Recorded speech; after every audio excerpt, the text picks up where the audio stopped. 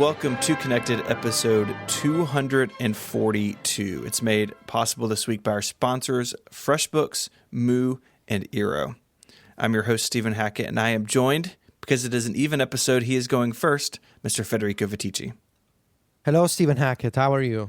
I'm doing well. We're back. We were talking before we hit record. May is a weird time in our world because WWDC is like coming. It's on the horizon, looming. But May is like sometimes it's quiet, sometimes it's busy. And at least this week, it's very busy. So I'm excited to get into this. May is sort of like a fake summer month. Like you can tell that it's almost summer, but it's not. But it's warmer than spring, at least in Italy. So it's like fake summer. I don't like it. It's like it's a countdown to summer, and it just makes me anxious for the true summer to arrive. Sure. The days count down, the temperature ticks up. Yeah. Mm-hmm. Yeah. Mm-hmm. We are also joined by Mike Hurley. Take your time. Oh yeah, the other guy. I'll just sit here and wait. You guys sit and talk about the weather for a minute. I think it would be fun one episode. Well, I'm ruining it now, but like if I just didn't introduce one of y'all, and like in the second topic you jumped in. Like, Federico, what do you think about this? Maybe that's a trick for the live show. just come out. Sit in silence on the stage, waiting. Or maybe under the table, and then you just pop up. Or we shoot you out of a cannon, and you appear in the second topic. Sure, why not? I feel like we have insurance for that. Maybe that's my surprise. I need to call the theater. Can y'all give me a minute? We spoke about the end of Aperture. And Mike, you wanted to hear from people who were still using Aperture, and you have a page and a half in the Google Doc to now enter into the record. Yep, I made a promise. I asked listeners to write in if they're still using Aperture, and if they did, I would mention them. So they did, and so here they are. This is like a complete roll call of the rest of Aperture's user base. We have Matthew Carbone, who is a pro photographer who's kept an Aperture library until last week and has now moved over. Ben Cardy is using Aperture because doesn't want to have everything in his iCloud photo library and doesn't want a subscription product. Ben Cardy also, he should have used Cardi B, honestly, as a name. You should. Why, Ben? You had such a good opportunity. Do you want to try and say it? I was about to try and say it, but I can't roll my R's and I'm too embarrassed. Okay. To do. Mm-hmm. You don't know Cardi B's catchphrase? Oh, I'm the coolest. Don't worry, everyone. I'm the coolest. Yes. Okay. Well, I know the songs. I just don't know the catchphrase. No, she has a specific catchphrase. So now I am the coolest of all of us. Martin Kuhn is a current user of Aperture and is saddened by the slow decline of the app. I mean, it's dead now, Martin. That's so sad. I really like this version. Version 1 was terrible. Version 2 was quite tolerable. Version 3 was true joy. I've never heard of this app, but Martin is moving to an app called Lunana by Skylum Software. I don't know this application. Steph has been using Aperture for over 10 years with thousands of e-commerce product photos. And the reason that Steph uses Aperture is to keep them out of the photo library, which I get that, right? Like if it's like a separate place. That's the problem with moving to something like Photos, is if you're a professional, like that is not an option because then you end up with just all this crap in your iCloud photo library, right? Like it's just stuff that you don't want. Or you can set up multiple photos libraries. You can hold the option key when it launches and create or choose a different library. But that gets, I'd imagine the overhead on that, like the mental overhead is pretty bad. It's like, oh no, what library am I in? And moving things back and forth between them would be a pain. So it's not, I hadn't really considered this use of Aperture, and like a bunch of these people mentioned it, that they're using it to like hide photos from iCloud. It's pretty interesting. After receiving this tweet, I decided I want to change my name. This tweet comes from Tristan Wedgbury, which is just, what a name, right? Tristan Wedgbury? Yes. Wonderful. Tristan is now looking at a thing called On One Photo as a replacement. I've never heard of this application. One of the reasons that I included these tweets is because there are these applications I've never heard of before, and I thought maybe it would be helpful for people. Sam Rubin says, I still use Aperture. I hate it, but I pay for it once, so my brain won't let me stop using it until it breaks. So really, Apple has freed Sam from the shackles of his own brain, which I guess is a good thing. And Jordan... That's good. Jordan's dad uses Aperture. But he wrote in to let us know that, again, similarly. Why didn't the dad write in? I don't know, Jordan, you need to get your dad to listen to Connected. I guess you especially can now because he has been explicitly mentioned. I don't have Jordan's dad's name. Jordan's dad, well, I mean, what is this? Follow-up for your parents? Like, this doesn't make any sense. No, this Jordan, is kids' follow-ups. When Steven does follow-up, it's follow-up for your parents. Well, we need to get Jordan's dad on the show properly. I think we might be going a little bit too far there. Maybe Jordan's dad promise. is my surprise. Who knows? Now that would be almost like impressive, prestige level, creepy, there, creepy. I think. Considering we're still in my section of follow-up, I want to talk about the Galaxy Fold again. Oh, are we still doing this? Mike, you need to let it go, honestly. No. You know why I won't let it go? Because Samsung won't let it go either. They have released... they contacted all of the pre-order customers. Remember I mentioned this, that they were going to contact pre-order customers? The reason they're doing this, by the way, is because there's some like US regulation where they have to. Like, they can't just leave these people just like out there. Basically, they've said they cannot give any estimate on when it's going to ship, and they are giving these customers until May 31st to confirm if they want to keep their pre-orders, otherwise they'll refund them. I would also like to know from anybody who is going to keep their pre-order, if there is anyone out there in our audience that has pre-ordered a Galaxy Fold and is going to keep that pre-order, I want to give you like a medal, right? Because like your like belief in Samsung, that's kind of a belief that I want in my life, but I'm still holding out hope because my feelings remain that Samsung, they will do everything they can to ship this product no matter what happens. But okay. This has become your AirPower, Mike. 100%, yes. Mm-hmm. That is true. I have a question though about the medal. What if one of your parents ordered a Galaxy Fold? I can't let it go. It has to be you, and I will give you a medal that can fold in half, and will immediately break. It's made of plastic. It will fold once, and it will immediately break, like all medals. Okay, so do you think this is ever actually happening? Yep. Like this? Yep. Really? You still believe? At some point, right? It's going to happen at some point. But what I'm asking is, do you think this phone in like the next 6 months? There will be a phone called the Galaxy. I believe there will be a phone called the Galaxy Fold that releases in 2019. It might look a little bit different. It has to look a little bit different to this, but that you will be able to point at it and be like, that was that phone. That's what I believe. I just don't know. I can't make up my mind. I don't know. I just don't know. It's just going to have a little like piece of rubber that goes over it, or they'll just ship it with a case and like, please don't take it out of the case, or like something, right? Like just whatever. But they'll find a way. Love finds a way. The Powerbeats Pro are out. People are reviewing them. People seem happy with them. So I know 9 to 5 has spent some time with them. Renee Ritchie had a video about them, I think yesterday or today, and it seems like it's pretty much what we expected. They're kind of bigger and bulkier than AirPods, but you get really good battery life. And I think the thing that I've been most surprised with or most impressed with is people seem to really like the way they sound. And I think I probably come to Beats with the idea or like the memory that the audio was really bad in the early days, like just bass heavy and not accurate. And it seems like, I don't know if that's still true, but it seems like these, at least when compared to the AirPods, are getting favorable reviews. And I think that's exciting. I think it's cool to have options using this technology. One of my favorite things that I've read about this came from Zach Hall at 9 to 5 Mac, who did their kind of like hands-on impressions. And he's talking about how he thinks that they sound better than AirPods. And he says it's kind of like when AirPods, when you press each earphone into your ears with your finger, it sounds like that, except you don't have to press them in, which is a really good way to test if you're going to like the sound, right? Because, if you push, they sound better, right? Because the isolation's better. Yeah, they so seal. That's what these are like. And the Powerbeats Pro come with, I think, 3 or 4 different size tips, so you can actually get a good fit in your ear. Like for me, the AirPods fit okay. They could fit better, but they don't fall out. But anytime you can seal more of the air off on the outside, they are going to sound better and more full. And this is a way to do that, without having to hot glue them So in they your don't ear. have wireless charging. I don't know if that was something we knew or not. I don't remember, but I they think don't. we did, yeah.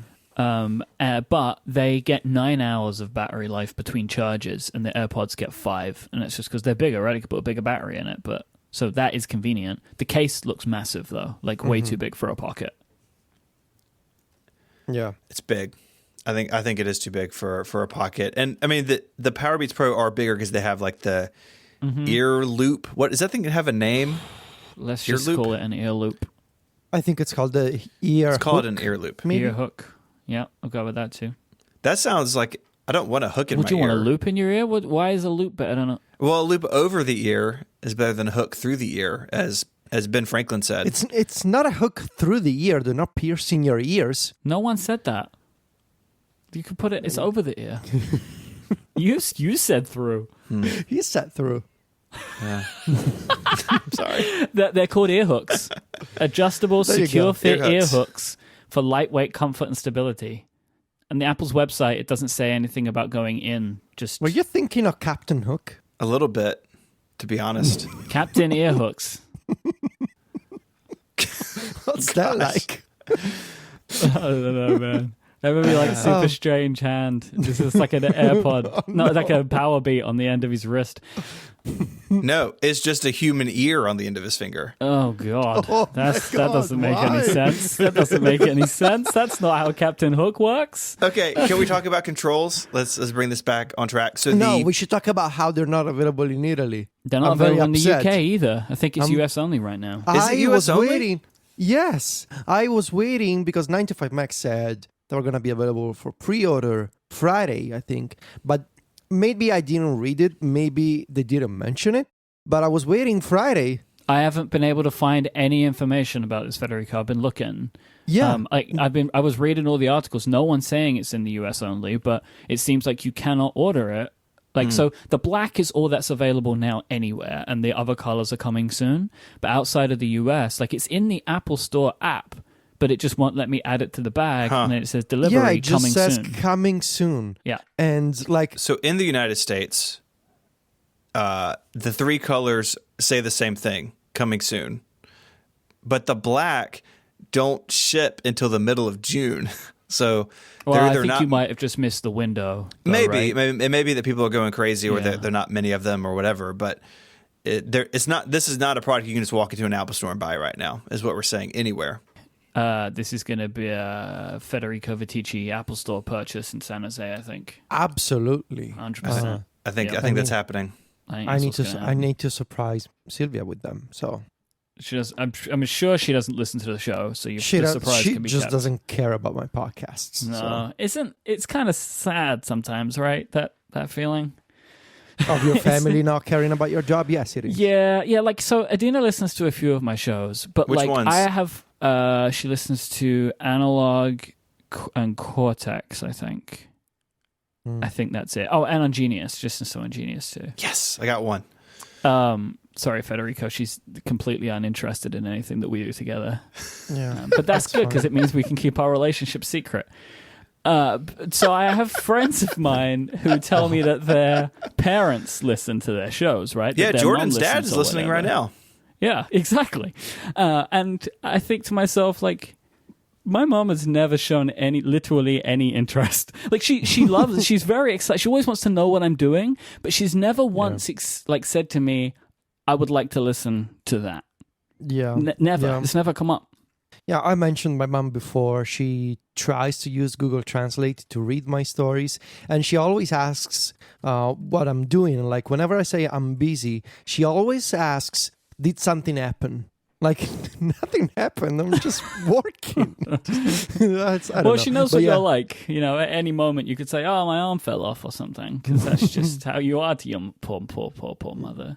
Yeah. Well, My mom did tell me the other day, she sent me a text message and she's like, oh, nice new picture. I'm like, what are you talking about? She's like, your Twitter avatar. And I was like, oh, no.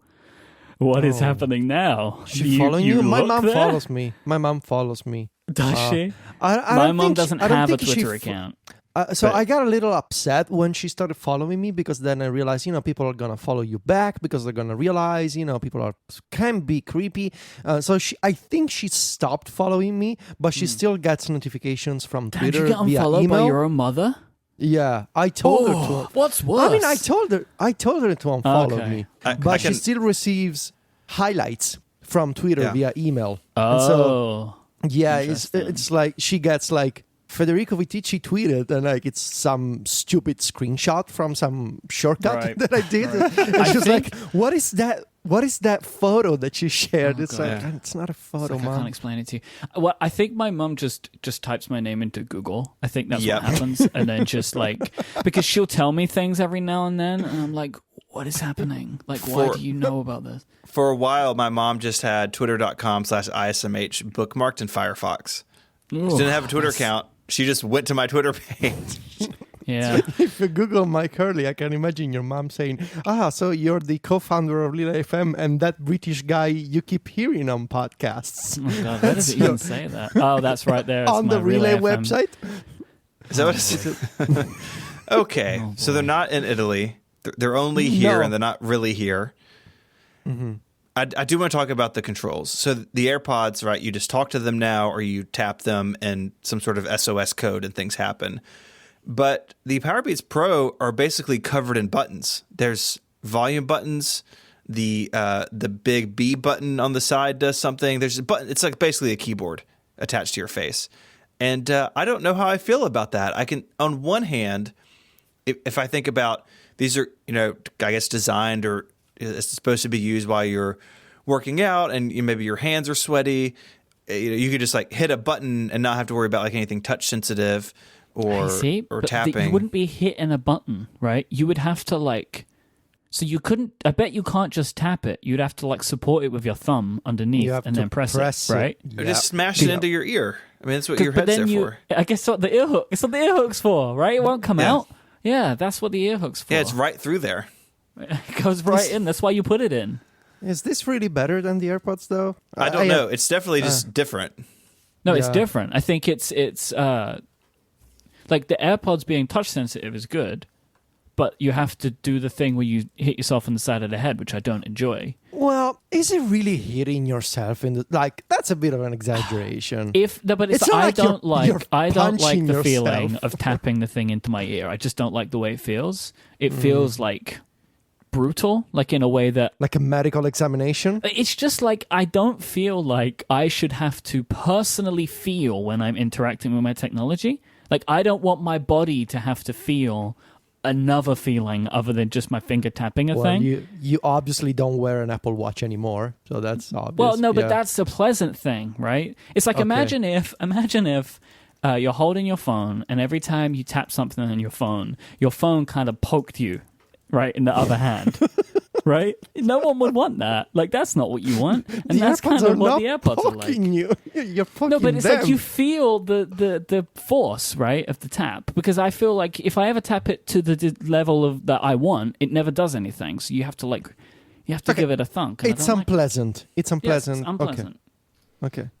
But it's still better than though, like supporting the That's it, right? Like it's like The the thing- physical buttons is good, but then it's not as convenient, or as like as it's a more like it's a thing you have to spend more mental energy doing.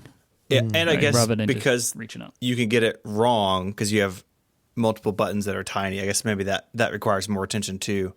Although with the tapping on the AirPods, I have them set up to do the same thing because I can never remember what I had set on the right one and what I had set on the left one. You can't set them. I know everyone's going to write in and tell us how perfect and 100% hit rate that they have with this, but I don't. You can't set them as different things because that's too much. I also very regularly only use one. Oh, okay. Well, then that's a bigger problem. This is going to make me sound old, but all of these controls are never going to beat the inline controls on the wired headphones. It's never going to be better. You're than not that. wrong.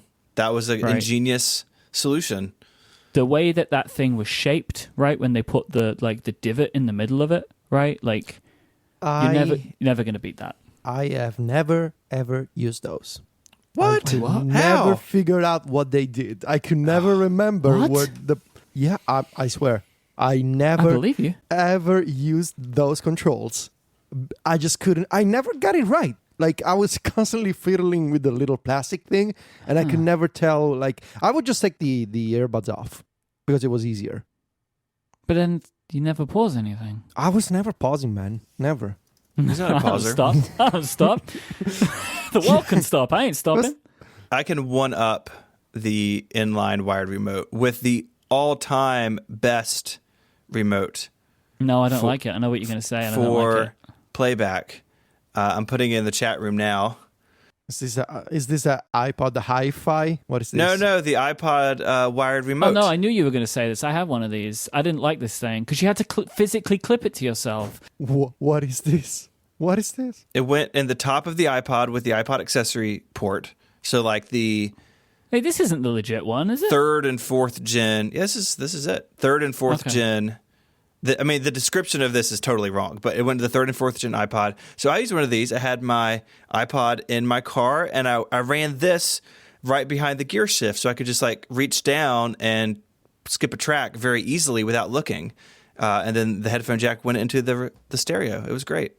This was peak music control. Yeah, I didn't like it because you had to clip this onto yourself. So you had just so much cable. Like just so much cable. Yeah, it's like a mile long. There's a lot of cable. This shipped with a shorter headphone cable, right? Maybe. I'm not sure. Did. Anyways, that was peak iPod control, in my opinion. Before we move on, I have some secret unannounced follow-up that I saved as a surprise for you two. Well, no, you both know what I'm about to say. It's not in the document. I gave it a honest try for 3 months, maybe more. Oh, God. I'm done with Evernote. I'm out. Are we just playing the hits at this point? Is that what this podcast has become? Are we just play the hits now? We're like Evernote, and then soon photo sharing's going to get killed again. Like, what are we doing? Look, I'm on the record as I'm going to rediscover, I'm going to give Evernote another chance. I'm going to try it again. I wrote it on Clapmac Stories, and I believed in that experiment so much, I put it on Mac Stories for free for everybody. And I said, I'm going to try for a few months. I'm going to move all of my notes into Evernote, and I'm going to see how it goes. There's a lot of potential here. The company CEO promised that we're going to be faster with updates in January. So it's May. And it's just driving me crazy in the sense that when I open the app on my iPhone or my iPad Pro, it always hangs and just is unresponsive. Like it does not receive touch input. Well, because it's one of those applications that everything is a web view. Yes. Right. So if it's been a while since the last time that I used Evernote, like, I don't know, like an hour ago, and then I reopen Evernote, it doesn't do anything. It just stops responding to anything. I need to force quit the app and reopen the app. But when I reopen the app, it still shows me the previous view, and then it like crashes. Like it manages to empty the cache or whatever, and then I can use it. And that like so many occasions I wanted to save a quick thought, and it just didn't work. Like I was wasting minutes trying to select like a note from a list and scroll back. Like it was terrible. And so I continue to believe that there's a lot of good stuff that Evernote is doing, but a couple of things. First of all, I cannot accept this kind of performance problem on a note-taking app that I'm going to be using every day, and especially at WWDC. Like I'm going to be taking notes at WWDC, and I cannot accept these kind of issues. And second, I just don't believe at this point that they're going to be faster with updates and bug fixes. It's just not the case. I feel like if you have, a team as large as Evernote, it shouldn't take you 5 months to start fixing the simplest of all the problems that you have in your app. So it didn't work out. Now I just need to find time to move back these. Let's see how many they are. Must be a few hundred notes that I moved into Evernote back to, I guess, just Apple Notes again. Yes. Let's see how many? 417 Oh, no. notes. So, There's your so this is weekend. It's gone. it's gonna be fun. It's gonna be fun. But yeah, it's Wait, how are you going to do that? oh, I have no idea, man. Manually? So it No, should be fun. there's a tool on the Mac. Let's see if I can find it while I talk. That will export Evernote notes to where you can import them into the Mac. Let me find Yeah, this. I think I'm familiar with that. I thought about do I wanna move from Oh, Evernote to Notes can just import directly from ENEX Oh. file. perfect. So I'm gonna use that. You probably are going to have to manually go through every single note, but this will at least be easier than, you know. Yeah. I thought about do I want to use Keep It instead of Evernote before you don't I wanna move do to that. Apple Notes. But You don't. my Don't do thought it. process was we've already seen that the shortcuts team has managed to add some like a first wave of Apple Notes integrations.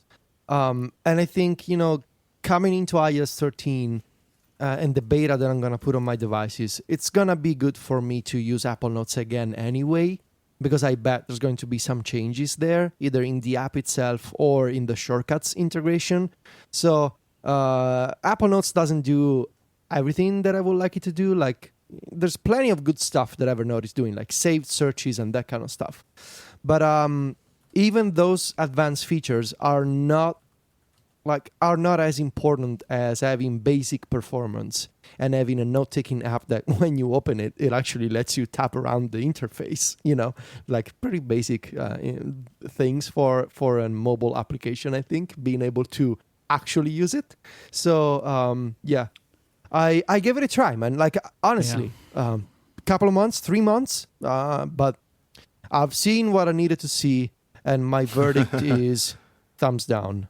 See, Okay. this was I was always concerned about what you were doing, right? Like moving everything, because that's not what I do. And it's Evernote is perfectly fine for my use case, which is an application for mixed media for a specific project. Like so I use it so infrequently that I don't get as frustrated by its foibles, because I don't use it every day. I maybe use it once every week or 2 weeks.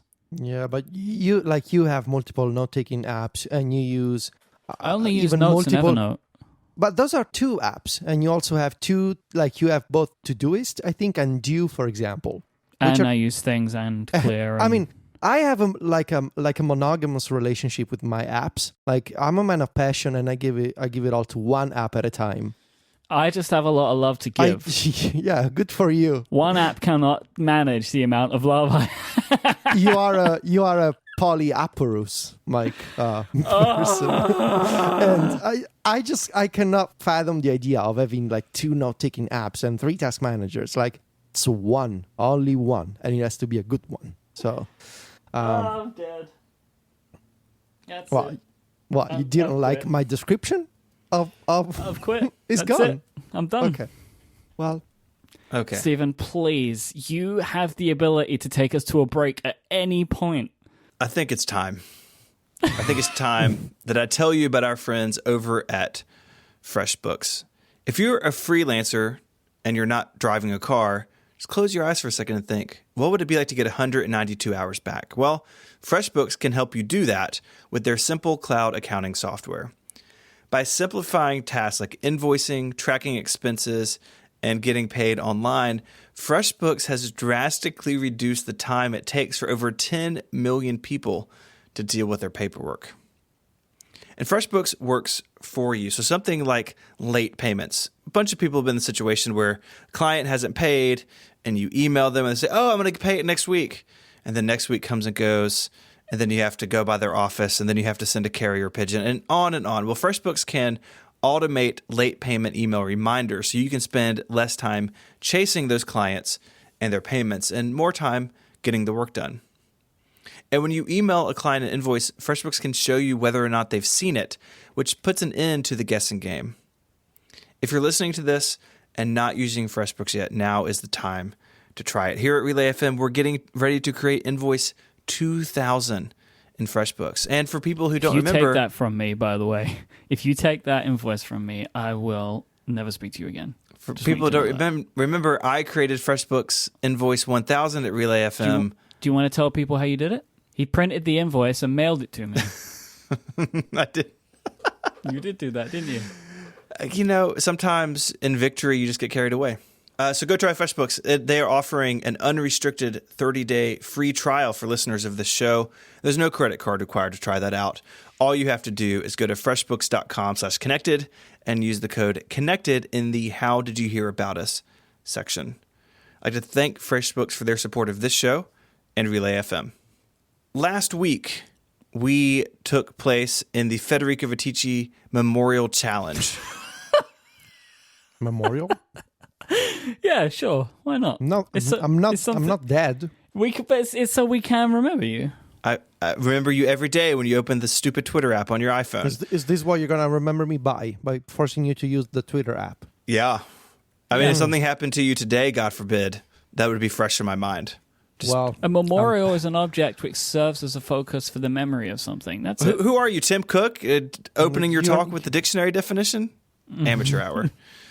Okay, so last week, Federico, you were talking about the official Twitter app, and for some reason, Mike and I said that we would use it for a week, and I don't know about you, Mike, but I held to this. I did use Tweetbot on the Mac for a couple things for work, but on my phone and on my iPad, oh God, the iPad app, I was using the official Twitter app.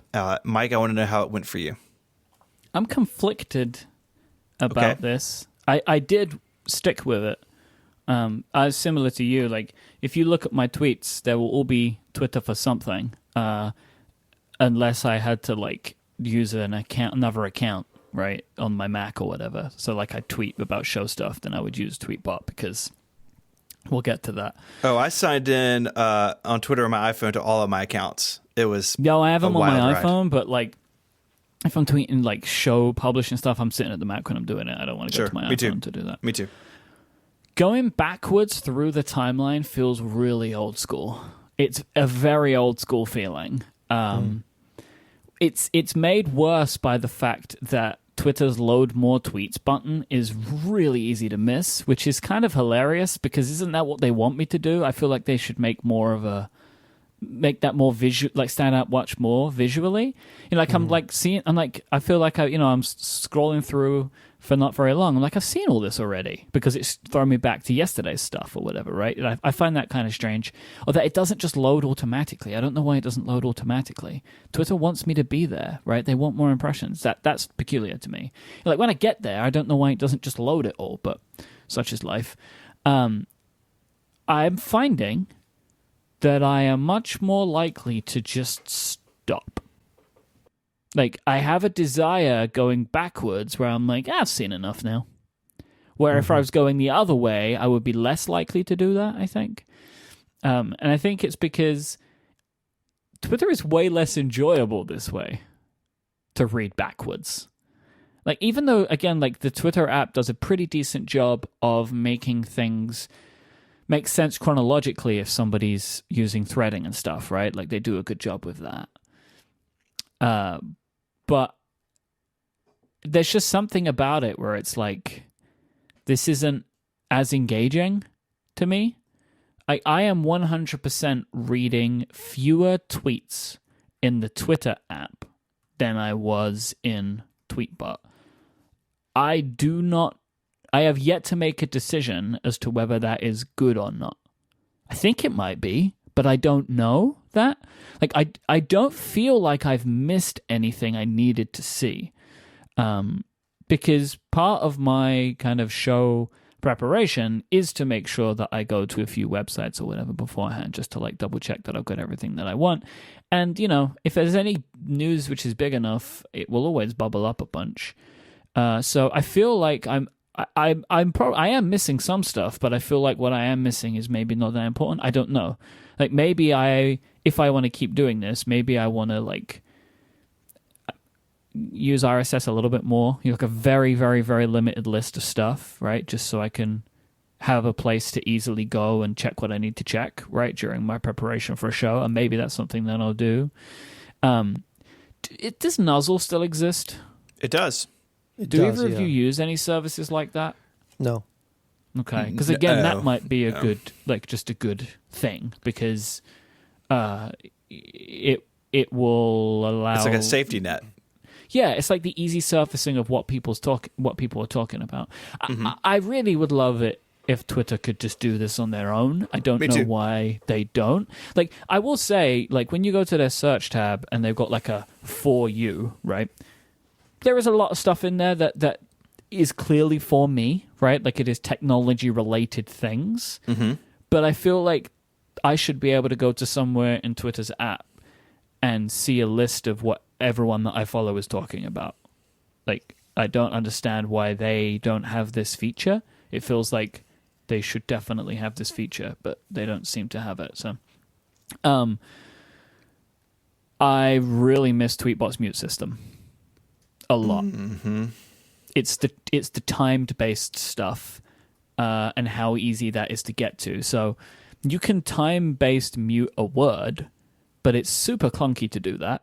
You can't even mute a hashtag easily. You have to like yes, you can mute a hashtag. So I thought initially that you couldn't, but you have to like hold down on it, and then they put it in the popover with copy and paste. It's like you scroll over on that thing, and there's a mute button. Like, why is it there? That's stupid. But all right, I'm pleased that I know about that now. But like time-based account muting is a big one for me because I'm a man of varied interests, right? So like I have some of my friends that are also interested in like wrestling events, right? If I don't want spoilers, I just want to mute them for a day. But I can't do that in the Twitter app, right? Like it's not possible to do that. It's just like they're gone forever. And I know that if I would just end up muting people forever without meaning to, right? Mm-hmm. And that's not what I want to do. Keyboard shortcuts in the iPad app are bad. Their scrolling shortcut is bad. It's like scrolls the most minimal amount when you hit the spacebar. It's like, this is pointless. And the up and down arrows move way too slowly. Oh no, the keyboard shortcut on the spacebar goes in the opposite direction to what I want most of the time. Twitter on the Mac is a real scene. Oh boy, like it's not good, right? If you want to try and use any of Twitter's products on the Mac, like you're in for a real mess because you use the website, which is whatever. They don't have an official app. TweetDeck is a nightmare. I cannot make TweetDeck stop refreshing and sticking to the top. Like, they have a checkbox which seems to indicate what I want to do, but it doesn't do it, and I don't understand why. So, like, the checkbox says, or like a toggle is like, stream tweets. If you turn it off, but it still keeps happening. So I don't really know. I don't really know what the checkbox does. Maybe that is like a metaphor for Twitter in general. Basically, I don't look at Twitter on my Mac now at all. Like, I might go to the website every now and then if I need to do something, but I've always had a Twitter app open on my Mac, but I don't now. I have a weird request. It's maybe not weird, but I have a request. I would like an app that is just focused on posting tweets from a variety of accounts. Like, I know I could use TweetDeck for this, but I kind of don't necessarily want an app with a timeline. If such an app exists, I would like to know about it if anybody knows of such a thing. I actually like the overall visual design of Twitter these days. I think the app itself is fine. It's clean and simple. The pure black theme is good. And it has all of the information and features that I want. I wished that you could stop video from autoplaying, but I don't think you can. But I'm going to stick with it, I think. I want to keep trying this because I think the thing I'm most keen about is the long-term effect. Because wouldn't it be kind of hilarious if I was more addicted to Tweetbot than I am Twitter? Wouldn't that be kind of funny? Yeah. I can totally believe that. And I actually think that might be the case. The app being better makes me want to be there more.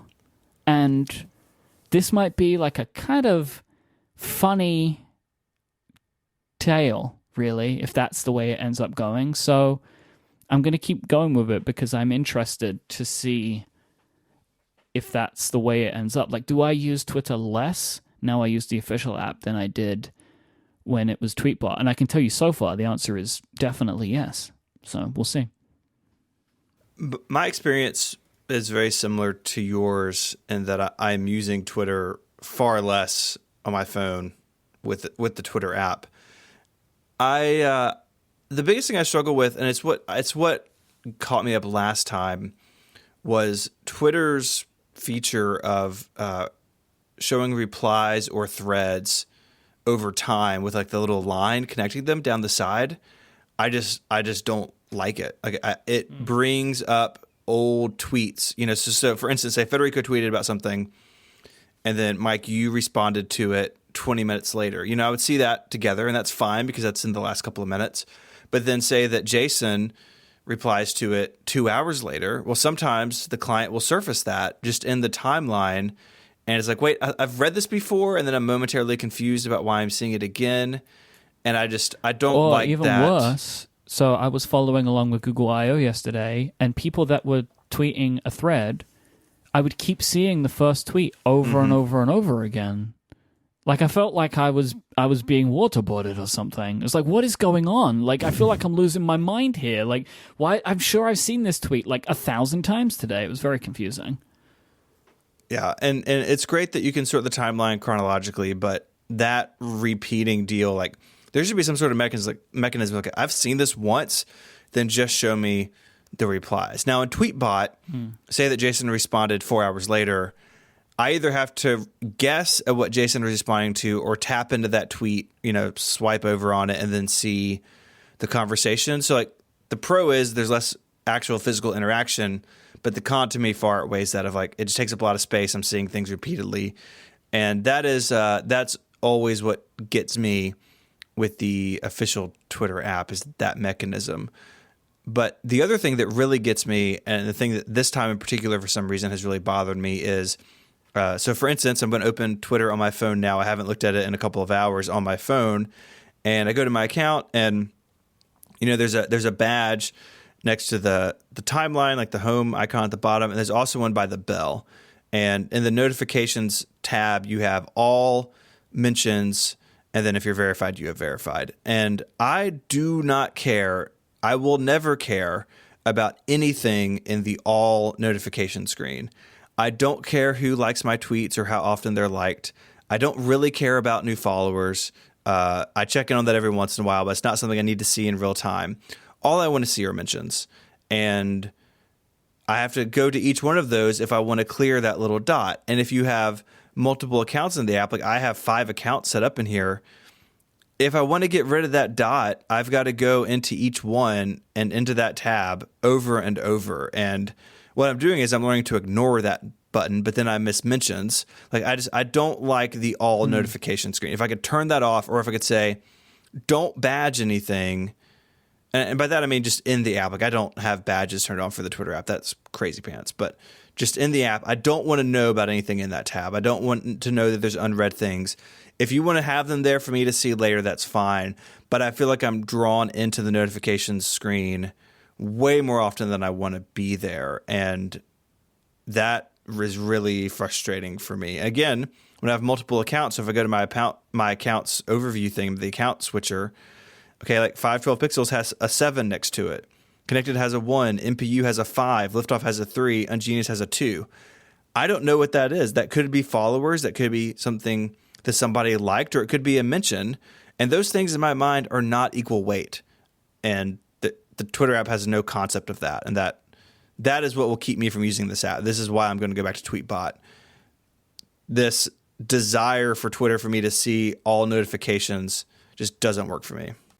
I have found the little badge on the notifications bell to be really distracting in a way that I didn't notice from other applications. Like I find myself, like as soon as it lights up, I hit it, and I think it's because it lights up more often. It's like one of those. Oh, yeah. What is it? Is it Pavlov response or something? It lights up more often because it's giving me everything, right? Which is not what other apps would do. Like so. And it's a lot. Like you get that bell lights up, that little bell lights up every time someone faves something, right? Like that. There's a lot going on that tab. Yeah, too many things. My other kind of smaller just complaints are swiping to the side to launch the camera is never what I want. Like, and part of that's having used Tweetbot for so long, where swiping is a big gesture in that app.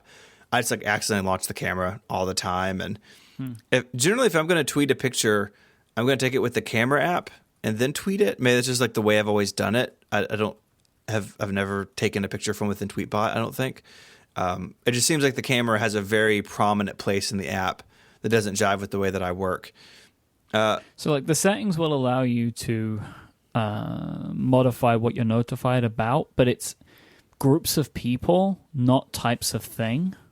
Well, and I think the chat room is conflating like push notifications, which again, well, no, don't there have is a, them there on. is there is a filter, a thing called advanced filters, where you can mute notifications from people you don't follow, that kind of stuff. But that's not what you're looking for, right? It's like, don't tell me about retweets or whatever.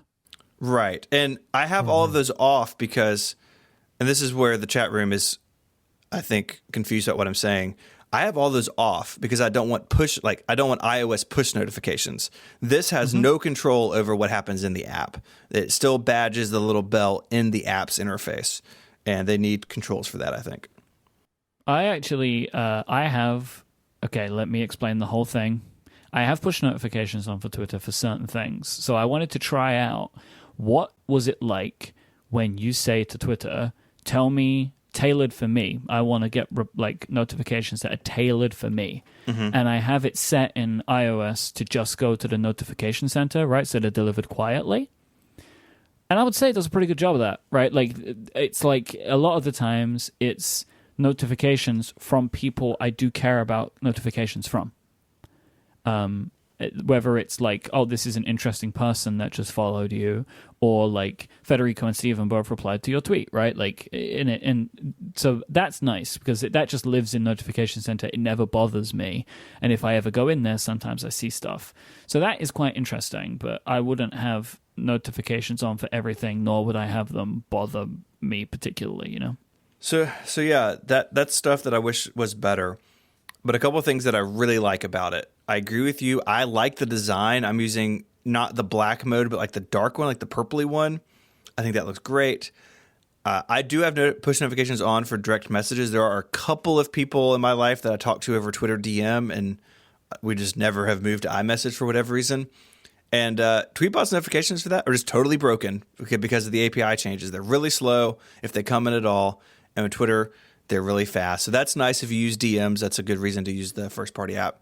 And I've finally seen a Twitter poll. Like, sometimes you see tweets in Tweetbot, and I think that's probably a poll the way it's worded, but I have no idea, and I'm not going to go hunt it down.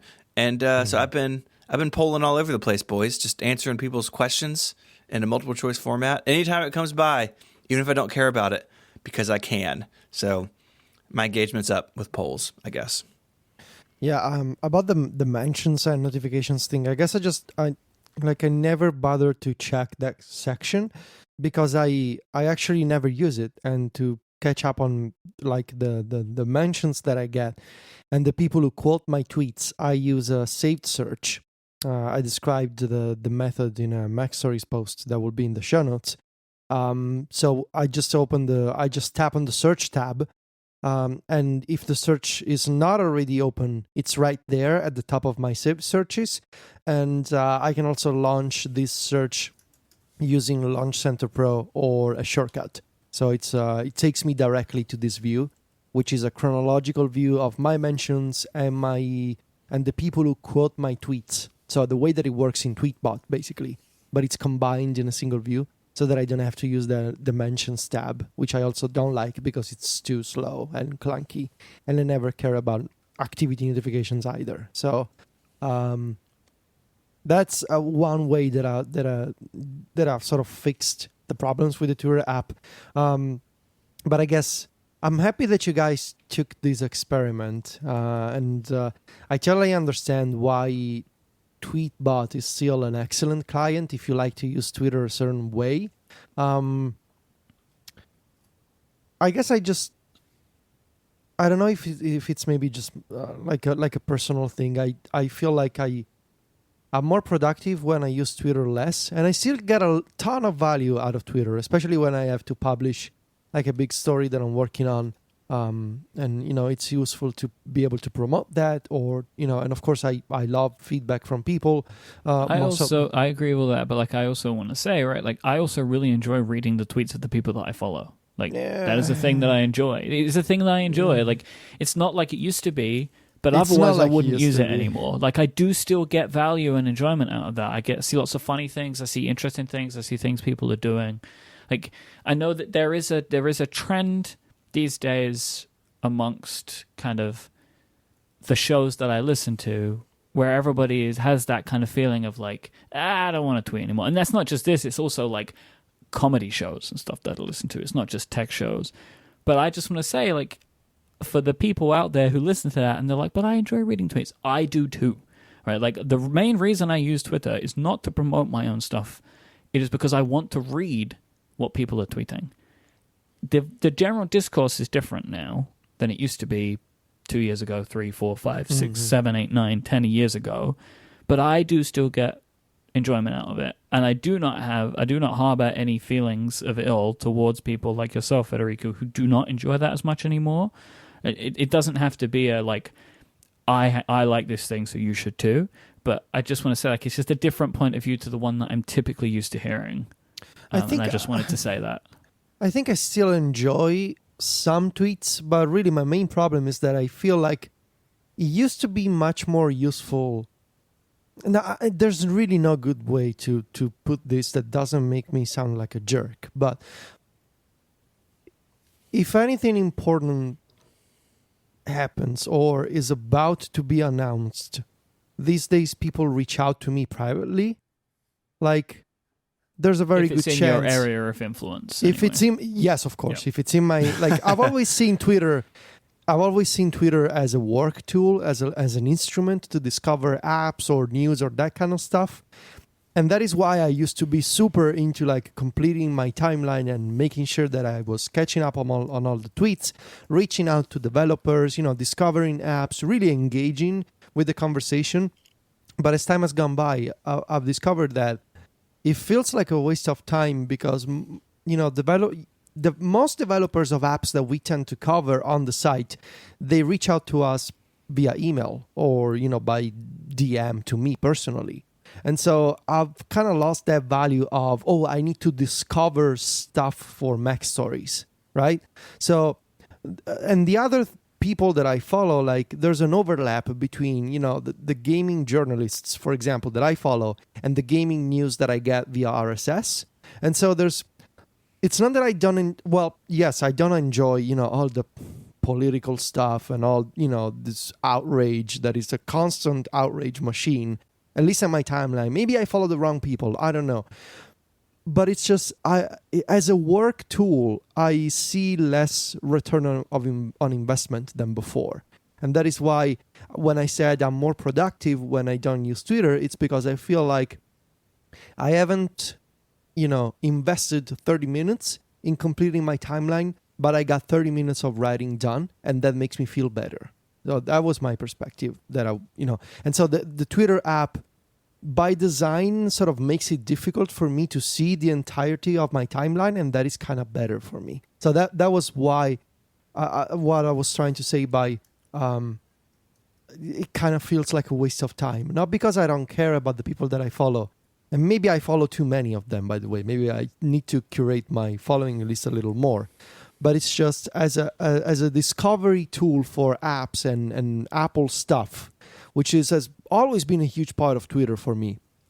I think it's less useful than before because developers and companies and marketing people, we've been doing this long enough that they reach out to us privately, and so that part of the Twitter experience is gone for me at this point.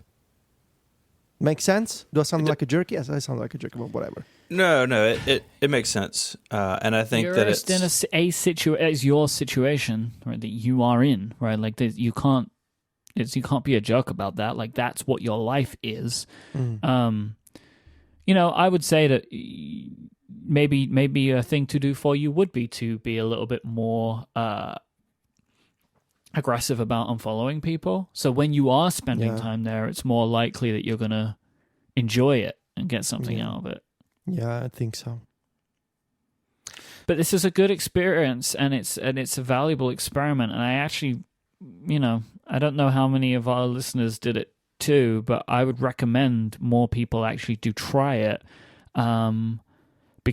because I feel like I learned some stuff, and I'm going to keep on it, right? Like I'm sticking with it, and I want to see what effect it has on me. I would especially recommend it for people that are concerned about the amount of time that they're spending on Twitter, because I'm very convinced that, weirdly enough, it will actually make you use it less, which is hilarious. I think that shows. Yeah, that's what Twitter wants. It is a meme. It is a meme about how bad Twitter's general development is as a product and service. This really is really interesting to me to see that, of like, oh, I prefer to use Tweetbot and Twitterific to the point that I'm spending more time on Twitter than if I use the official app, which is trying to trick me to be there. Mm-hmm. So it's kind of funny. Twitter's not very good at its own app. Mm-hmm. That's the moral of the story. All right, we have a lot more to talk about, but let me tell you about our second sponsor. This episode of Connected is brought to you by Moo. Moo is an online print and design company. They offer a variety of premium print products, including business cards, postcards, notebooks, and more. And they deliver those to happy customers all over the world. And those notebooks are super cool. So you can do hard or soft cover. You can customize them with your branding if you're ordering 50 or more. The hardcover books have a tough, tactile cloth cover, and the soft cover notebooks are lightweight with sewn binding. They're seriously great quality. And if you're looking at something like cards, you can do all these extra special touches like gold foiling. So if you want to be like Mike and have a shiny gold business card, you can do that. Or spot gloss, allowing your artwork to truly stand out. I do have Moo business cards, but they are not gold foiled business cards. Wow, you really made a mistake when you ordered then. You should have gone all the way. Mine are on this super heavy cardstock with rounded edges, and every time I hand a business card to somebody, I get asked about it. And that would you like some part audio for the experience? Sure. That's what they sound like. That's good. That's good. You want your business cards to be high quality and memorable. And it's great to see your hard work on screen, but it's even better to hold it in your hand. Their design tools make sure that what you want is what you get at the end of the day. You can count on Moo to help you make a great first impression, whether it be that first all-important meeting, or maybe you need customized flyers for an upcoming event, or you need something like stickers or greeting cards. They've got you covered. So like I mentioned earlier, my business cards are on heavy cardstock. The logo is on one side. My contact information is on the other. It's very clean and simple. And the ordering process was really easy. I had my artwork. I could upload it, select my options, and I was confident that I was going to be happy with what I got. And I've used them for a long time and handed a lot of them out over the years. And anytime I run low, I just order more of the same because I'm super happy with them. You can get 15% off your order right now if you go to moo.com and use the promo code PRINT15 at checkout. Once again, that's moo.com, promo code PRINT15. My thanks to Moo for their support of Connected and Relay FM. Moo, let's get physical. Okay, we have some personal news, some hashtag personal news. Mm-hmm. We are no longer professional podcasters. We are now paper wizards. Oh, boy. Okay. This is one of the weirdest. This is so weird. What is... Okay. Can someone explain this? Yes, yeah. So Apple is well known to understand gaming. Everyone knows that. And they have a long history of making really good iOS games. None of that's true. None of it's true. Anyway, so what has actually happened is Warren Buffett, who is a billionaire investor who owns a lot of Apple. And can we call him Warren Buffet? I feel like it's more fun. I don't know if Warren and Buffet really go together. Like, it doesn't really flow like the name earlier in the follow-up section. But anyways, paper wizards, Warren Buffett, big investor in Apple. And I guess if you buy enough Apple stock, then you get a game named after you. Because this is a little 2-level iOS game named Warren Buffet's Paper Wizard. Yes. And how this wasn't this like some kind of like investor event? Yeah, it was a shareholder meeting. But it's of Buffett's company, though, right? Yeah, right. Why did they make a game for this? I can't work it out. Like, apparently there was some video, right? Like an Apple style video, and Tim Cook's in the video, and they're making a joke about like Buffett wanted a game, so they made a game, which is kind of funny because that's actually true, though, right? Like the joke that they're making is true. He probably asked them for a game, so they just made the game for him. And it's got Memoji in it, which I'm sure breaks some kind of app review guideline somewhere. Yes. And it was made by some third-party company, but Apple maintains the copyright to it, so they own the game. I've been thinking about this. We're going to talk about this game, right? But this is Planet of the Apps to gaming. I'm obsessed with this game. Like, What? Because Planet of the Apps, right? That was, and Carpool Karaoke. People looked at that and be like, Apple can't do TV services. This game is to that, that Planet of the Apps is to TV, which this game is to Apple Arcade, right? Like, you look at this and you're like, Apple have no idea what they're doing. Okay. We need to explain the mechanics of the game. Federico, since you're playing it a bunch, can you explain what you do in this game? I think you're throwing money at people's houses, right? I think it's newspapers, but It's yeah. definitely it's not bundles of money. It's No, newspapers. it's a rolled up newspaper. I thought because if you're Warren Buffett and you have a lot of money, you can just throw the money the story away. is that he started life as a paper boy, like, and built, an empire from that. Is that true? Yes.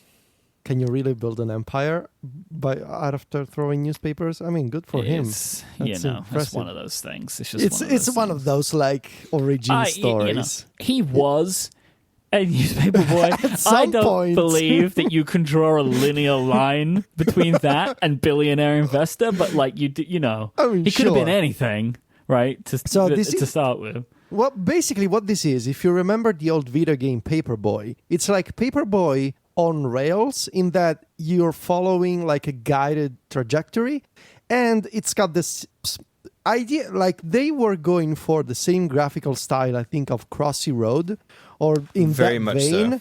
at least. So it's like first-person Paperboy on rails with colorful graphics, but it's only got like 2 levels.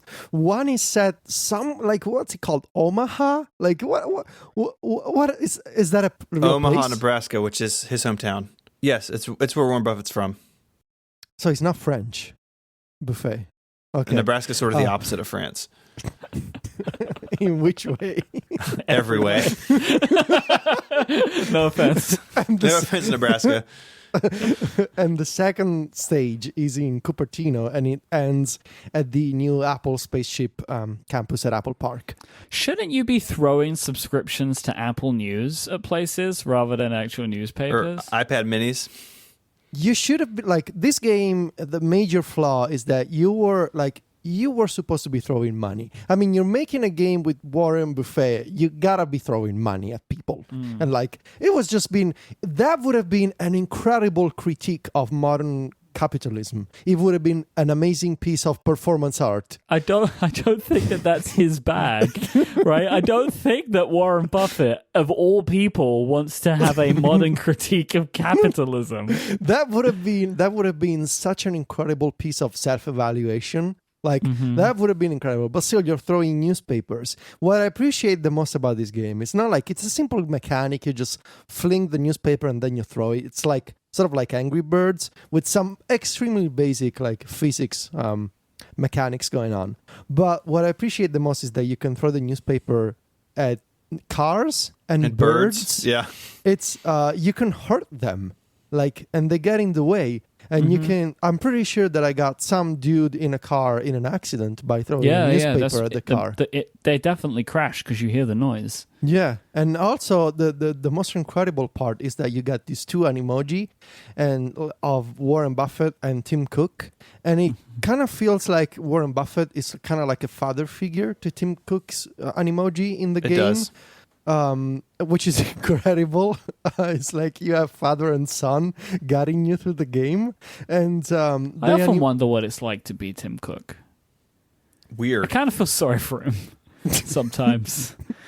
he doesn't want to do this, right? Like, this isn't a life. This isn't the part of his life that he wants to lead, where he has to like have a game made for Warren Buffett and like be in it. Like, he doesn't want to do this. End up as the side gig being in a game for Warren Buffett. Right? Like, sometimes he must just look at it and be like, Steve never had to do this. Why do I have to do this? When I was a kid, I had a dream. I wanted to be the best CEO in the entire world, and I wanted to, leave the world a better place. And instead, I ended up in a game for Warren Buffett. What made me? Why am I doing this? I'm like one of the most powerful people in the world. Why am I in this game? Poor Tim. Oh, I think he loves it. Do you? Yeah. I know he loves the celebrity stuff. Do you think he cares about making Warren Buffett happy? Like, really? I don't think he does. Oh, I'm flying into Apple Park now. I've been playing it while y'all are talking. I have a lot of questions about whose offices you're throwing these in. Like, can one of those offices be the people who made the MacBook Pro keyboard and I throw like a rock in the window? Well, one of my problems is with this, like the logic of this game, newspaper delivery people do not throw newspapers into the 20th floor building of an apartment building. Well, maybe you couldn't, but like paper men can. You don't know. You don't know about what I can do. I haven't told you my high score yet. What's your high score? 10,250. I don't believe you. It's pretty Played good. it 3 times, by the way. How many times? That's 3 times. Well, I played it 1 time and I got 9,150. I don't believe that you only played this game 1 time. I don't know how to make you believe that, but it's You true. only played it once? Once. Ever? Once. Okay. Once today I played at lunch. it 3 times. I've played it 3 times. I got 7,050, then 8,350, and then 10,250. It's pretty good. I will say, it's not bad. It's not a bad game. Like, at doing what it does, it's fine, right? Like, it's fun enough for 10 minutes, right? Like, I've bought games worse than this on the iPhone, right? Like, it's just weird. Wait a second. You can collect Warren Bucks in the game? Yeah, I have a real Warren Bucks. Yes, that's the money that you get. I have a real problem with the fact that the leaderboard has Warren Buffett at the top with 15,350 points. I have a real problem with this because Is he playing the game? Okay, who are the other people on your leaderboard? I have Henry, Daphne, Clay, Evan. It's all the same. Yeah, it's all the same. It's not a real leaderboard. That's what makes me annoyed about it. They just put him on the top with a super high score. Do you think they are Warren Buffett's friends? Like, yes. I also wonder if that's the highest score you can do. But like, why didn't you tie this into Game Center so I could beat John? Like, because that would have been too much work. Like, this was meant to be the most simple thing it could possibly be. my score that round was 9,500, by the way. Oh, So nice. That's my highest. You just beat Evan. Take that, Evan. Congratulations. Yeah. Well, actually, no, Evan's probably beating you, right? Because Alphabet. Oh, we're Where tied. did they put you? one you're of the tied? one of the messages that Warren says is, it looks like you've been investing in practice time. Oh yeah, there's a lot of real You've bad been puns in this game. investing. I haven't played it with the audio yet. I've just played it silently. I feel like I'm missing The out. audio's pretty good too, to Is be it? honest. So It's not. This is what I mean. It's not bad. It's just weird. Weird. I did see a tweet. I don't know who it was, so forgive me if it was you, saying all the people who thought Apple was going to get it with Apple Arcade, like, good luck with this. And I think that's a little unfair because Apple's not making. I think Apple knows this is. Yeah, like this is not serious. Like no one would have ever found out about this if Mac Rumors didn't publish their article. Yeah. No one would know about this, right? Like Apple's not making this game of the day. Oh, what if they did? That'd be Can incredible. you imagine if they did? How great that would be, though. Let's see how it is so on excited. the App Store and then games. It's got 4.2 out of 5 in the UK with 14 ratings. I'm going to give it a 5-star. I'm on Wikipedia, 5-star. and I'm just gonna read you a sentence. In 1949, Buffett was infatuated with a young woman whose boyfriend had a ukulele. Why did that make it to his Wikipedia page? Why did that make it there? I guess Oh my from God. some autobiography, right? In an attempt to compete, he bought there's more. one of the diminutive instruments and has been playing it ever since. Oh my God, Warren Buffett. This is a long competition It's a going long on. con he's got going on Oh over there. my God. Oh, Warren. Oh. He's the guy who writes weird letters, right? Like weird open letters to Apple. He's done that sort of stuff in the past, right? I don't know. I don't pay much attention to the remember investor that. side of things. Yeah. In April 2017, Buffett, an avid Coca-Cola drinker, an investor in the company, agreed to have his likeness placed on Cherry Coke products in China. Did he agree, though? I feel like Warren Buffett He was not asks for a lot of compensated. things. I feel like he's just asking. He's I asking don't think for things. people are going to him and being like, "Oh, Mr. Buffett, please, we'd love to put your picture on something." That's not happening, right? Like, that's not happening. Maybe he invests in these companies so he can be in games and can be on Coke bottles. No, see, Stephen, I think that is 100% what is going on. Buffett Coke is the best Coke. Buffett Cola, everyone's favorite flavor. Buffet cola. Cherry Warren. So this is the thing. Do you think he's going to pay his way onto our show? I'm open to it. Do you think maybe he's my surprise for WWDC? That would be a big surprise. Would you be happy to have Warren Buffett? I don't on know what I stage? would ask him. I 100% would About be. the game. Yeah. We would ask him about the game. How's the ukulele going? we would ask Yeah. three things: working the on game, the ukulele, and the Coke. The Chinese There are only Coke. 3 things I want to know about. I don't care about the rest of his stuff. And he's like, "Oh yes, I see you read my Wikipedia page." I wrote that myself, you know. There's no iPad version. You got to play it on the phone. There's a link in the App Store. It's if you just want to kill like 5 minutes of your life, it's not a bad way to do it. It's something you should experience for the sheer weirdness of it all, I think. Mm-hmm. The picture of the Buffett Cola is as awesome as you can imagine it is. I'm sending you a picture right now. Oh no, it's not working. Oh no. Well, you just gotta believe me, it's an amazing photo. It's a cherry Coke that you can only get in China. I'll find it.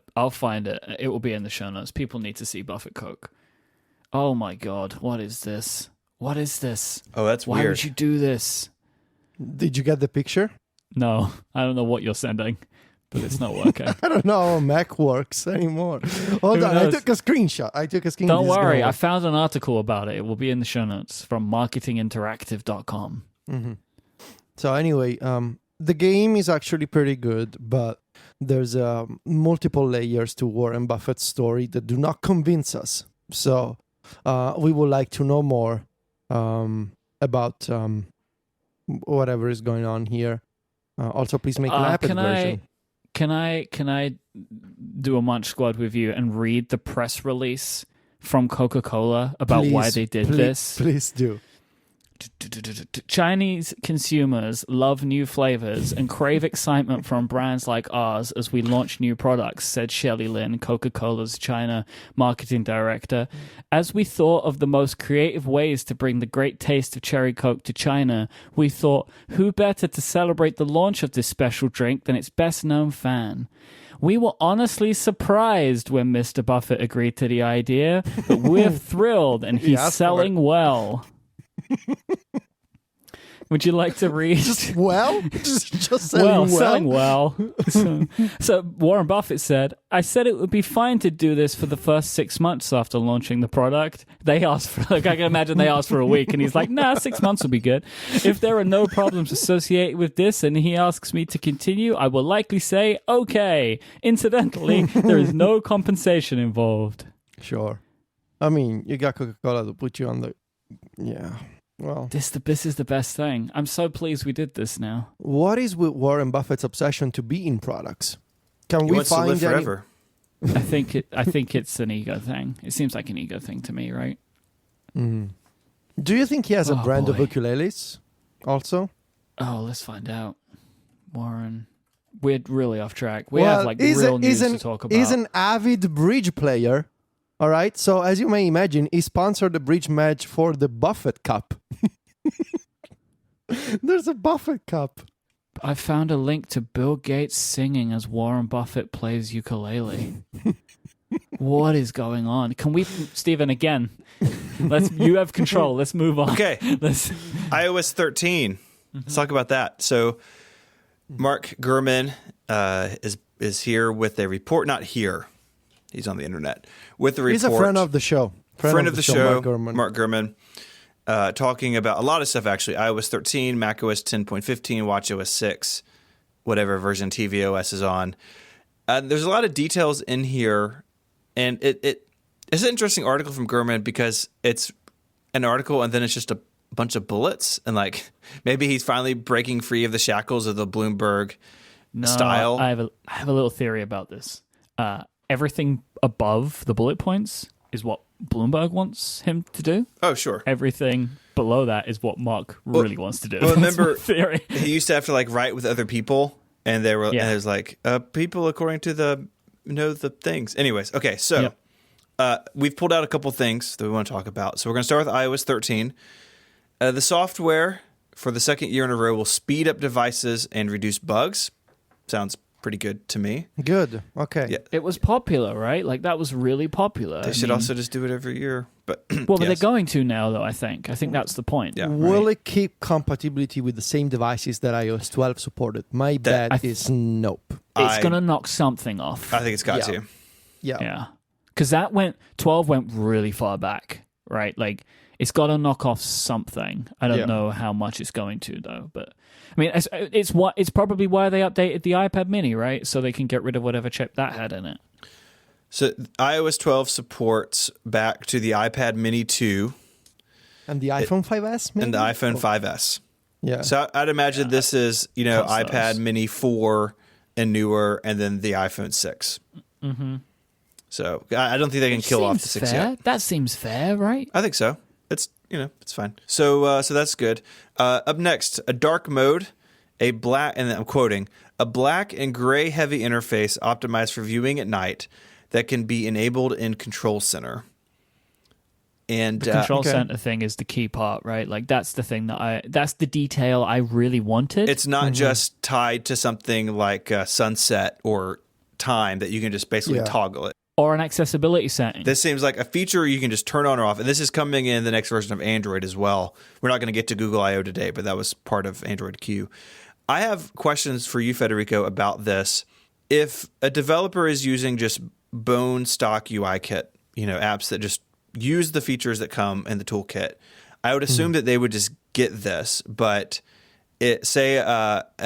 an app with a more custom interface, maybe one that already actually has its own dark mode. So let's talk about Overcast. Custom UI, he uses common UI elements, but he's rewritten a lot for himself. Overcast has its own internal dark mode. What does this mean for apps like that have sort of developed this on their own? Do you have any ideas or thoughts? Yeah, I think 100% there's going to be, as you mentioned, in two ways. Either if you use just stock UI kit, and if you recompile for 13, you will get it for free, as they say, as part of the system controls. But there will be ways for developers to say, this is the kind of control that I want to display in light mode. This is the kind of color that I want to show in dark mode. Pretty much like you can do in Safari and WebKit for the dark mode support on websites. Like you don't have to use, because it doesn't exist, standard HTML. That means nothing. But you have an API that lets you say, okay, when you have a dark color scheme, you should do this instead. And I suppose there will be a similar kind of control for, of course, a different language in Swift or Objective-C, whatever, to say, when it's dark mode, when it's a dark mode enabled, switch the UI to this. These controls that I have, even though they're customs, their custom controls want to use this version for light and this version for dark. And it'll be more work, but of course it has to be available, because otherwise basically everybody will revolt. And, it would be a super easy way to make everybody upset.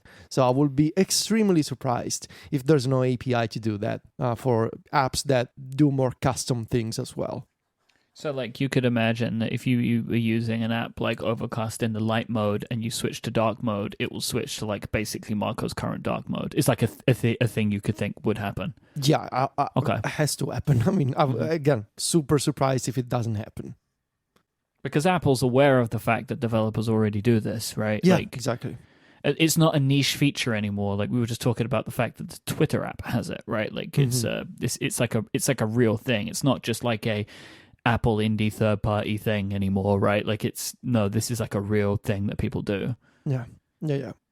I do wonder though. I do wonder if Apple will promote it as a way to save battery, as Google has done with the dark theme for Android Q.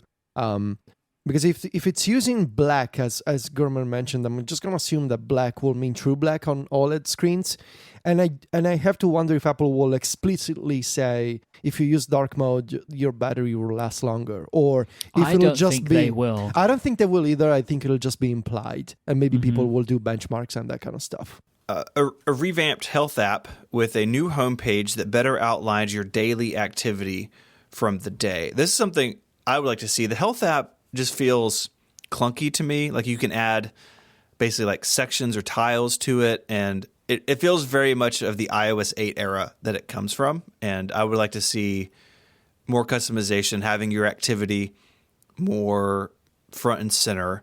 But I think there's also room for them to do a better job at presenting this in a way that's smarter. So like, I don't know, like if you're tracking, like say you install a water tracking app, which we spoke about a couple weeks ago, like health should suggest that I add that to my health dashboard, I think. Because right now, like trying to add data sources to health, like that back and forth is clunky at best. I'd like to see that smoother in places. Yeah, and this is something that I've been arguing for a long time, that the health app does a good enough job at letting you track stats and presenting various numbers, but Apple needs to do something to make sense of all the data and to give you like actionable and informative suggestions or results that are not like, okay, I'm looking at a chart right now and I see a graph. What does it mean? Like a way to make sense of all the numbers, to answer the simplest questions like, am I doing well? Or am I on track to lose weight? Like, let users set goals. Like, I want to lose weight, or maybe I want to eat less carbs, or I want to walk more on a daily basis, and tell people you're doing okay, or here's what you could do. Like, give them simple and actionable suggestions, not just like a collection of charts, because that's impressive. Like, you can look at all these graphs and all these numbers, and that's okay, but I feel like it feels like looking at like a spreadsheet after a while, and I think it should be more of like a fitness and health assistant instead of a fancy spreadsheet. It should be more actionable, more human, is what I'm saying. One that we've spoken about before, the Reminders app. You know, we are hoping that it gets some much needed love. So again, from Gurman's report, an updated Reminders app that better competes with the several to-do list programs available on the App Store. The new app has a main screen with 4 default sections laid out in a grid. Tasks to be done today, all tasks, scheduled tasks, and flagged.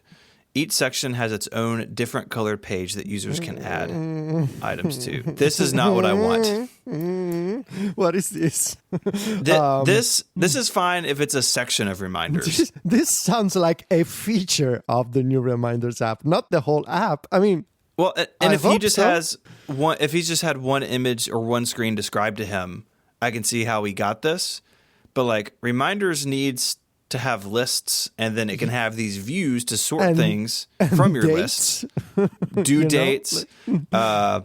This is, I don't think this is the whole picture. I choose to believe this is not the whole picture, because if it is... Well, it must have due dates because Sadness. scheduled tasks. Like, this is just the view. This just feels like as you open the app, this is what you see, and then you tap into each of these, right? I guess, we were when we talked about this, we were imagining more advanced features, because he says to better compete with several to-do list programs. Yeah, they're gunning for you. Remember the milk? Look out. Yeah, like, I don't know, attachments or searches, that kind of stuff. That's what we were hoping for. And instead, when it describes, like, the main screen is grid with 4 buttons. It's got to be just an incomplete I don't picture. want to be in a situation where the same engineer that did the home app for iOS and the Mac is also in charge of Reminders now. Like, this has to be like one of the many changes of Reminders, right? I hope so. I hope so. Okay, and then one more before the break. A dedicated menu in the messages view, conversation view, to send sticker versions of Animoji. So I'd assume this is an iMessage app. But what does sticker versions of Animoji mean? Does this mean Bitmoji? Does it mean Bitmoji? This has got to be. This has got to be something. It will be closer to Bitmoji. What I reckon this is, whilst I would love it to be like Bitmoji, where they put like an avatar that I create in different circumstances, I think what it will be is your face that you have made or an animal in the standard emoji like facial expressions. So if you want to send a surprised memoji image to someone, you don't have to actually make the face anymore, right? You don't have to like open the memoji app, go, and then take a picture. It will just be there already and you can just send it to someone, which I think is good. I would like that. I would like it to get closer to Bitmoji, but I think this is something that they should have, right? Like this seems good to me, right? Like the way it's described, like the very particulars in which it's described seems strange. Dedicated menu, I don't know what that means, but I would very much like to see this. I think that would be great. All right, there's a bunch more, but let me tell you about our final sponsor. This episode is brought to you by Eero. With Eero, you can build a Wi-Fi system that is perfectly tailored to your home. We live in a high bandwidth world with lots of connected devices, everything from tablets, smartphones, security stuff, all over the place. And we want to make sure that our home has the best speeds available evenly throughout our homes. And with Eero, you can install an enterprise-grade Wi-Fi system in your home in just a few minutes. It starts with a second-gen Eero device. It has 3 5 GHz radios for increased speed and range, and it sits flat on any surface, connecting via Ethernet or wirelessly. From there, you go out and expand the coverage throughout your home by adding in Eero beacons. These are small devices that plug directly into the wall, allowing you to reach every nook and cranny of your house. And Eero has Eero Plus, which is designed to provide simple, reliable security to help defend all of the devices in your home against things like malware, phishing, and unsuitable content. Eero Plus automatically tags sites that contain violent, illegal, or adult content, so you'll have powerful parental controls at your fingertips. It includes ad blocking functionality to improve load times for websites full of privacy-invading ad tracking, and it's possible to have Eero Plus check the sites you visit against a database of millions of threats to prevent you from visiting anything malicious. Eero Plus even includes subscriptions to 1Password for password management, Malwarebytes for antivirus, and Encrypt.me. I've been using Eero in my home for years, and my home is stretched out in an L shape. It's kind of like the worst shape for Wi-Fi because I've got ends of the house that are pretty far from each other. So I've got an Eero in the center of the house and one on each end, and I can move freely within the house while streaming a video or streaming audio on an iPad or something, and I don't get dropped. They move seamlessly between devices, and it all just works. And I know that I have that Eero Plus looking out for me and my network. Never think about Wi-Fi again. Get $100 off the Eero base unit and 2 beacons package and 1 year of Eero Plus. Just go to Eero.com/weirdfish at checkout and use the promo code WeirdFish. That's Eero.com/weirdfish and the code WeirdFish at checkout for $100 off. Our thanks to Eero for their support of this show and Relay FM. That doesn't get old. It's really good. Okay, we're gonna keep going through this. Gurman says the built-in email application will be updated with the ability to mute individual threads, block incoming email from certain contacts, and will come with simpler folder management. And what does that's that it. mean? See you in 10 years. Yeah, this is nowhere as much as what 9 to 5 we're talking about. Yeah. 9 to 5 Mac reported way more on this one. Like about snoozing and stuff like that, right? Like, I wonder if like simple folder management is part of that. Like snoozing your email is a way to have simple folder management because you're managing emails in folders that just happen to be like, actually snoozing. So the mail app, this is from 9 to 5. The mail app is getting smarter for the first time. The upgraded app will be able to organize messages into categories such as marketing, purchases, travel, not important, and more. With the categories being searchable, users will be able to add messages to a read later queue, similar to third-party apps. So that's more. That's much more. And you could see potentially how it slots into that. Like folder management could be the idea of that, like the Gmail like promotions thing. But snoozing and read later, that's not in here at all. So I don't know. Something could be happening with mail, but yeah, there's a long way to go to make it modern. Up next, a more organized share sheet, which he puts in quotes. For sharing photos and web links, the software will suggest people to send content to based on how frequently you interact with them. I, for one, think the share sheet, we understand the difference between the two rows, but I don't think most people do. And I think the idea of like I forget all the time. sending to an app or performing an action, like I think that's a dumb line, and Apple needs to do a better job at making it simple to send stuff around. Yeah, I can see that. I agree. It's about time it was a little more organized, and especially like if you could learn, like when I share PDF documents, for example, I tend to either share them with these people or use these apps and have some kind of smart organization of the options that I have. That would be helpful. Because this right now version of the share sheet is 5 years old, right? Yes. Yeah. It's been around since iOS 7 or 8, I think. Yeah. I think so.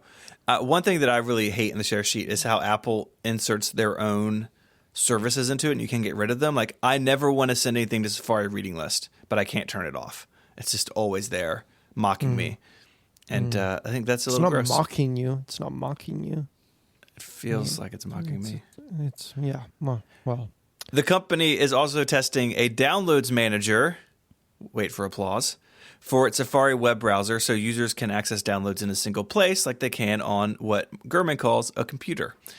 An updated Files app will also work better with third-party software. This wasn't in the original report. This got added. Details about the Safari Downloads Manager and the Files app were not referenced in the original report. I find that interesting. There's a few things that are tweaked, but that's a big one. It wasn't in there. This doesn't mean anything specific, but it's just a point. That got added. There was nothing about the Files app and the amount of information about... So I think the original report just said that there was going to be a download manager in Safari, and then it just moved on. But because I was really bummed out by the fact that it said nothing about Files. So I'm pleased that it got mentioned. I think phrases like the access downloads in a single place, like Gurman, he probably has to.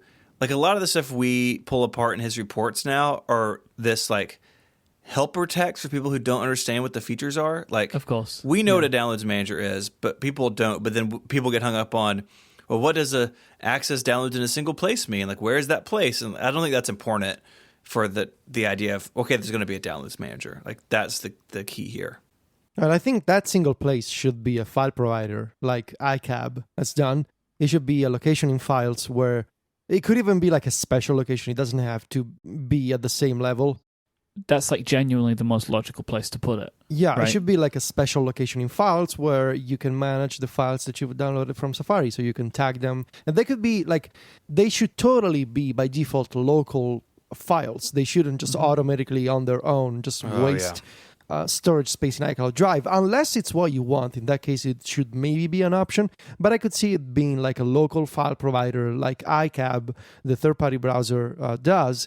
What I love about this generic sentence is, and I understand why Mark has to do this, but an updated Files app will work better with third-party software. That could mean so many things. Like it could mean third-party file providers like Dropbox and Google Drive and all these folks. It could also mean the document browser, which is the Files UI that third-party software can embed. And there are a whole list of complaints that developers have about the document browser. It could be the kind of APIs that you get if you're an iCloud Drive enabled app, and sort of what you get on macOS compared to what you get on iOS is vastly different. So it could be so many things. I just, it would have been nice to have more details, but I understand if maybe Mark doesn't have these details or doesn't want to share them, or they are maybe too technical to share, in which case I totally understand why. So it's good that at least the explicitly mentioning a downloads manager for Safari, that is great news. Cannot believe that we've gone almost 10 years since the iPad launched. I won't even count the iPhone, but the iPad launched 9 years ago, and we're finally getting a downloads manager in Safari. That's excellent. The iPad is going to be getting some unique features, including an updated interface for multitasking, tweaks to the home screen, and the ability to cycle through different versions of the same app. See, this is also, and I think I don't know if it was like in a different version of the report, but I saw like a different look for widgets, like a cleaner appearance for widgets. He did mention that. He did mention that. Again, cycling through different versions of the same app. I'm pretty sure that last year Gurman's report said something along the lines of a tabbed view for apps. And a tabbed view is vastly different from multiple versions of the same app. Every single time this gets mentioned by anyone, the wording is different. Yes. Like, it is impossible to understand conceptually what this is going to look like because there's no consistency. And that could be for many reasons. One, it probably has changed a lot since last year. It could be both. In the design. It could also be both. Could be both. It could be multiple things. It could be that people know it's going to exist, but nobody's seen it. Mm-hmm. Right? That everyone that's talking about the fact that they know this exists, maybe nobody's actually seen what it looks like. They just know that it's there. And this is this is common across all of the features that were covered in this article. We know the basic details, but aside from reminders, I think honestly there are no details of the UI, what it actually looks like in practice. In fact, reminders is the most detailed one, and that's a disappointment because it sounds terrible. If that's again, it's like it's. All of this stuff is subject to change until it's seen anyway, right? And it's like annoying to bring these things up. But you remember the health thing? Mm-hmm. Remember the health app? The Mark Gurman leak of the health app where it was going to look like Passbook, but it looked nothing like Passbook. Mm-hmm. Yeah. Right? Like this, UI, I feel like, is probably the hardest thing to describe because I bet it's the thing that changes the most, right? Like features, like just the basic concept of a feature probably changes way less. Anything else on iOS we want to talk about?